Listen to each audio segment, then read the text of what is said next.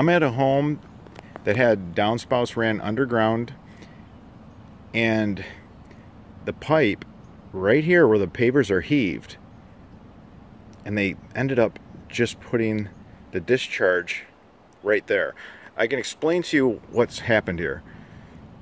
The underground pipe went underneath the walk and up. Now it's trapping water in the wintertime. If this was concrete, this would be a break. It's pavers, so it's heaved. This can be repaired, but how to avoid it? Running downspouts, you need to go under the walk, and once you're at a certain level, you can't come back up. You stay at that level until you finally end up coming out at daylight, which would have been further down the grade. For underground downspouts, curtain drains, perimeter French drains, backyard sump pump systems, sump pump lines, give us a call.